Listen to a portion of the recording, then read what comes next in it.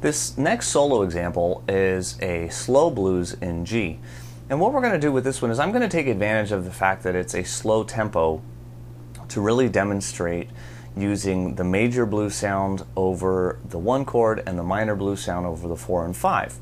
Now the good part about it being a slow blues is that we have plenty of time. There's, we have, because of the fact that the beat is slow, there's just plain a lot of time to work with on each chord. That can be good because it lets you kind of noodle around a little bit. The bad part of it is that it's very hard rhythmically to line up each individual lick with a beat the way we do. When we have a nice mid-tempo swing blues, it's really easy, 1 and 2 and 3 and 4. It's really easy to have your lick just go right along with the rhythm of the band, and you can play a steady stream of eighth notes and it'll lock right in and sound great. That's not really an option so much with a slow blues, because if you just played steady eighth notes, it would basically be pretty boring to listen to. So what we're going to do is kind of pick it apart lick by lick, but you're really going to have to play along with the track and try and use your ear a lot to match up time-wise how these go. So what we're going to start off with, the very first chord, of course, is G7, and right out of that, I'm gonna shoot right into box 2, and just a bend, and then bend it, pick it again, and release it. Now on that note, there's that lick we see over and over again. Now since now we're on the C chord, I switched to minor. But notice that as I come out of this lick, and what this is it's a bend and release. But the note that I'm going to land on at the end of it, because the G chord is back, I'm going to land on what we call the major third of that chord. Remember that the only difference between a G minor sound and a G major sound is that one note. These other three stay exactly the same. And that's so critical. The more you can make the difference between that minor and major third obvious to your listener, the better you're going to sound. So this whole lick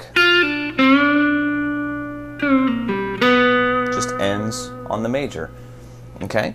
And I talk about this all the time, where you can take the most minor sounding of licks. All I'm doing is working around through that minor scale. But as soon as I end it on that major note, instantly you've got a major kind of sound going on. It instantly transforms the whole lick. So really pay attention to that when you're making up your own stuff. Now since I ended there, the next thing is just right out of box 2. I just played the scale up. Next chord comes in, it's the C, so it's the 4.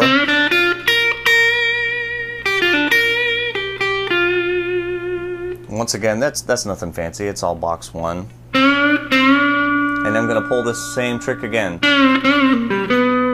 when I come back into the G chord. So there's that lick, and on the major third.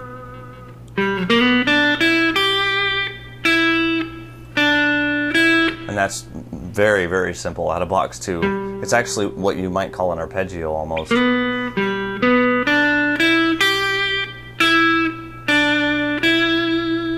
Now we come to the D chord. And what I'm doing there is I'm sliding up to the 7 and hitting that 6. Now that's right out of box 2.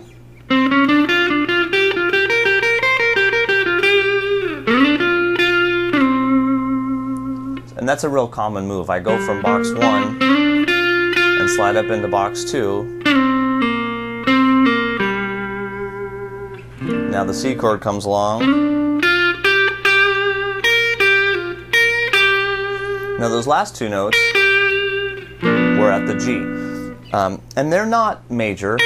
I made them the minor right there. I could have made it major, but I chose to keep it minor. Obviously you have your choice. When you're doing this for yourself, you want to make it major, maybe you play it more than once. One time you make it major, one time you make it minor. Okay? So that turnaround in this case is 2 beats of G, not a whole bar, 2 beats of C, 2 beats of G, and then 2 beats of D. No, actually it's not. It's G to C, and then it's 4 beats of D. I'm sorry, I made a mistake there. So you don't have that entire bar of the 1 chord. You only have 2 beats. So that's kind of why I chose to make it minor at that point.